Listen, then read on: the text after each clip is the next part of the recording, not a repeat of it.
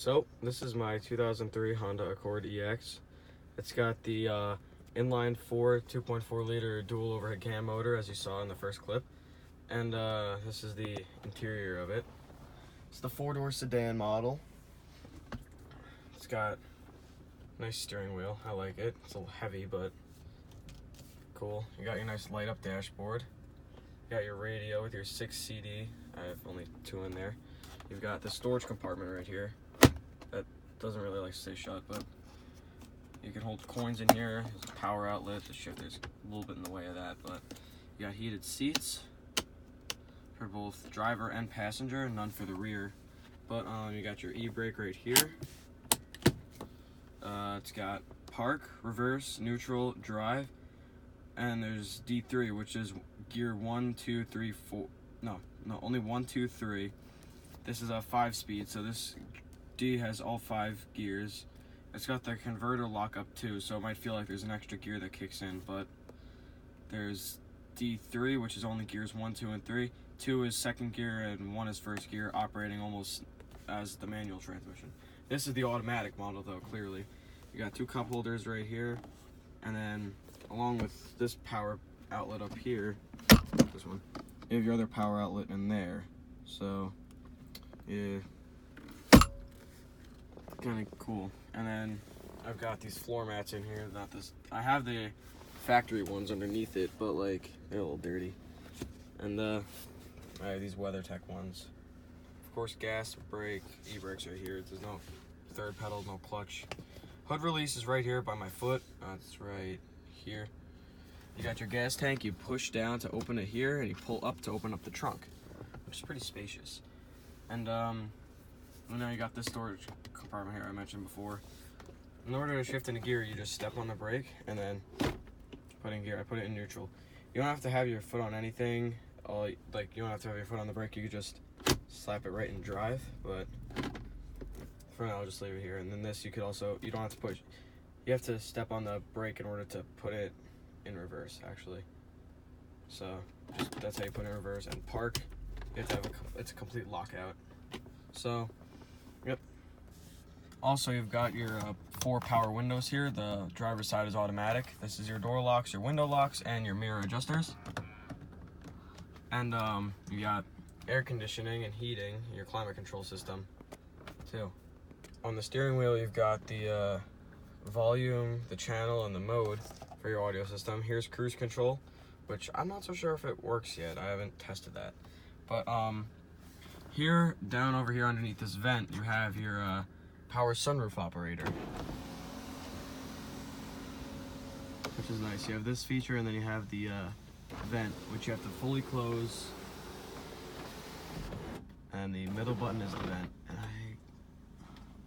it's got this cover here, and then to close it all, you just press the top button. At night, this all illuminates with all the little things on the dash, but it's daytime right now, so maybe I could show you that later on. Also, a cool feature, this I thought, was with these little headliner things. This is my garage opener, I'm sorry for that. But if you pull it over to the side like this, and the sun is still in your eyes from this little spot, there's a little extender, just in case the sun's in that one little spot. Also, you got the mirror here. It's got the lights. This here's whatever, warning labels. You got your sunglasses holder right up there. Light. And then you got this is for the door, so that when the door opens up, these lights will turn on. And then they will turn off.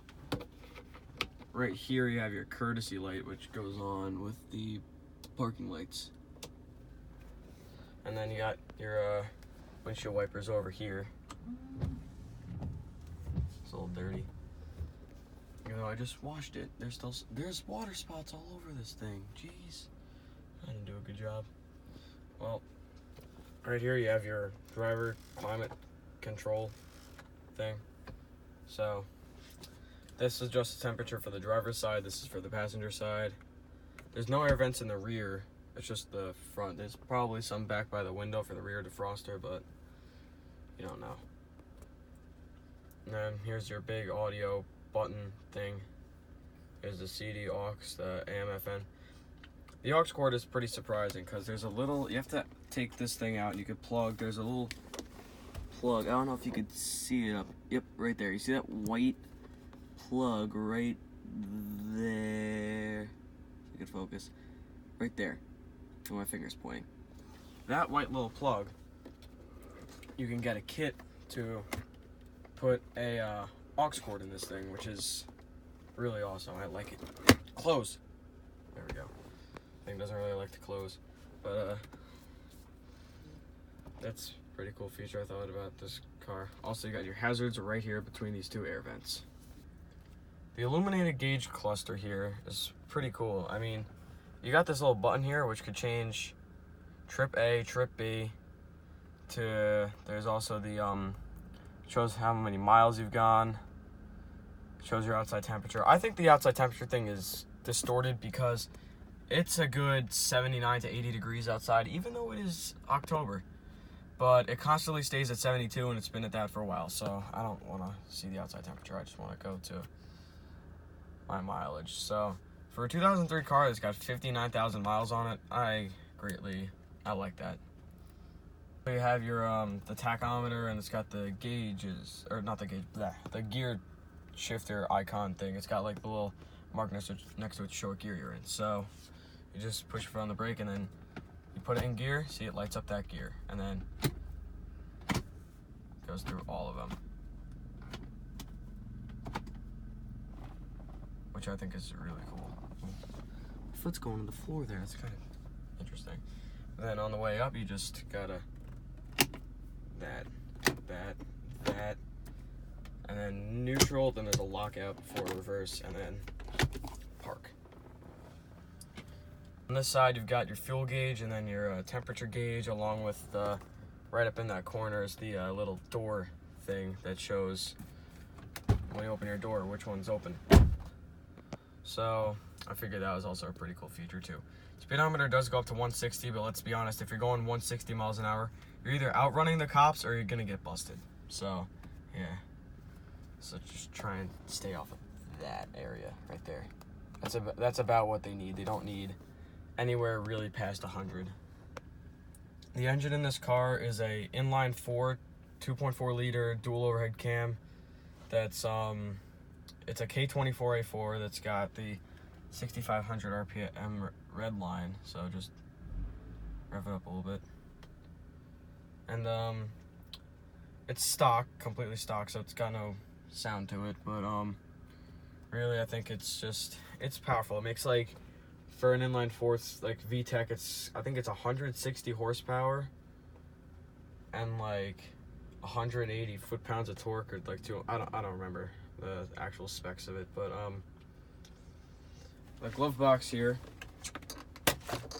it's got your owner's manual, which should show everything, including maybe the power thing, like the power and the torque. But it's also got the other model in it, the V6 model, which I think this model, I've seen a lot of people like this one better. I've never driven the V6 model, I've only driven this one. This model gets about 23 city miles per gallon. I'm pretty sure 32 on the highway, which I like because I don't really need something that drinks a lot of gas, just drive to and from school every day, which shouldn't be that bad.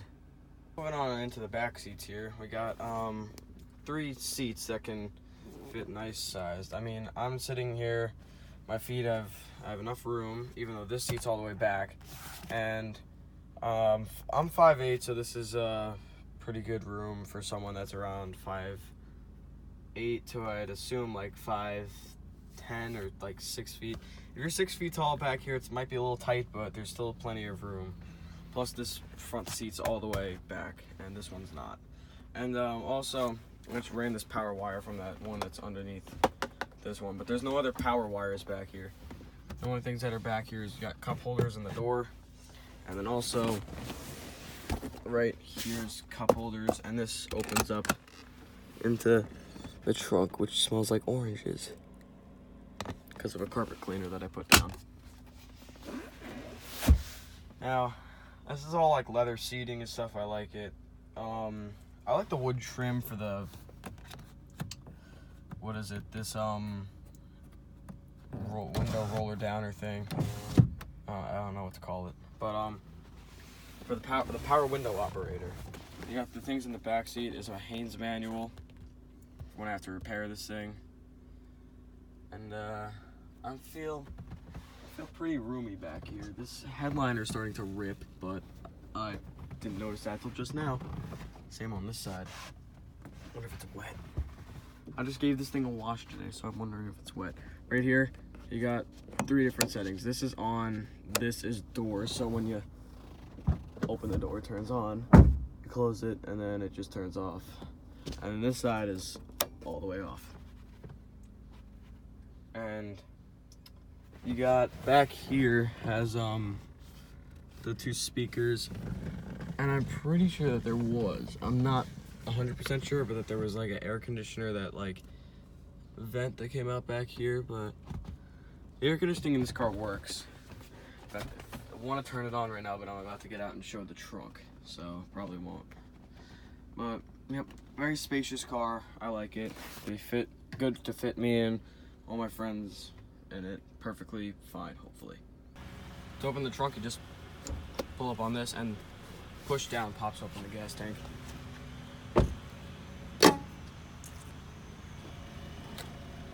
Now let's see. Yeah, there's still some water on it. All this white stuff is just like old powder that I put in here because it didn't smell that good, so I just had to put something in here because it smelled like mold. But anyway, this is a nice big trunk. I have a tire iron in here, but these floor mats were in the front. They're not factory, they're aftermarkets. But you have a jack over here. These access your taillights. Oh, that's about to fall. But like underneath this whole cover is your spare. So you got your spare tire. There's tools to fix the spare tire, to operate the jack. So God forbid if you ever get a flat tire.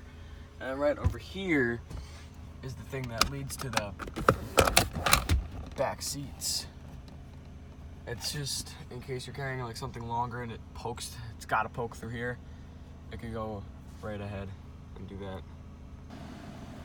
This deck lid's a little messed up. I'm gonna step back a little bit.